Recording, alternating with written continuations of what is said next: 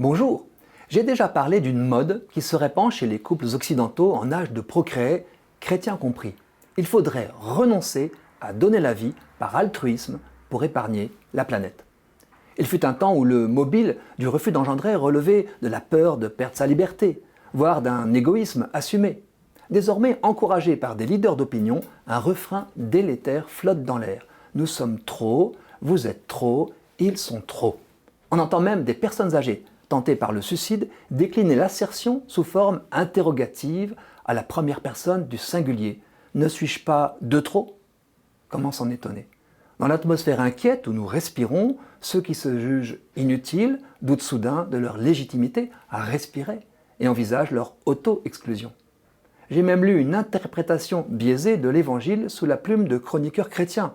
Le Christ ayant affirmé « Il n'y a pas de plus grand amour que de donner sa vie pour ceux qu'on aime », ils en déduisent que le suicide au grand âge serait l'archétype de l'action altruiste, un cadeau fait aux jeunes et aux générations futures, laisser la place pour sauver la planète.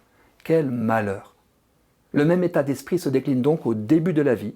Ceux qui préparent les couples au mariage chrétien rencontrent de plus en plus de futurs mariés décidés à renoncer à engendrer en raison de leur éco-anxiété. Une intention d'autant plus préoccupante qu'elle frapperait leur mariage de nullité. Le constat du suicide démographique par pénurie de vie qui menace la vieille Europe, France comprise, ne semble pas les toucher.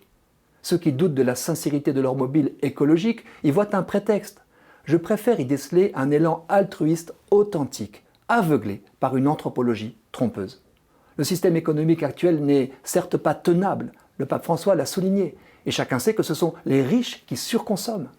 Mais cela ne signifie aucunement que la solution soit dans le refus de transmettre le magnifique cadeau de la vie que l'on a soi-même reçu. Les générations nouvelles devront inventer un chemin pour sortir de cette Égypte d'esclavage consumériste. Pour cela, il faut leur redonner confiance. Je ne crois pas que l'implosion démographique en cours dans un pays comme la Chine, qui paye sa politique totalitaire de l'enfant unique, soit propre à les rassurer, ni le constat qu'un tiers des aliments produits dans le monde sont jetés. La faim y a régressé en même temps que la population humaine a cru. Mais c'est la pollution, la chute de la biodiversité et le climat qui angoissent. Je pense que ce refus d'engendrer est lié à la dévaluation de la vie humaine. Un sentiment de culpabilité nous taraude. Il entre en résonance avec l'effacement de la frontière entre l'être humain et l'animal. On ne voit plus de quel droit l'humanité se situerait au-dessus du reste de la nature. En refusant de procréer, on la laisse pour ainsi dire se venger. L'enseignement du Christ est cependant explicite. Vous valez plus que tous les moineaux du monde. Bien qu'aucun ne soit indifférent au Père du ciel.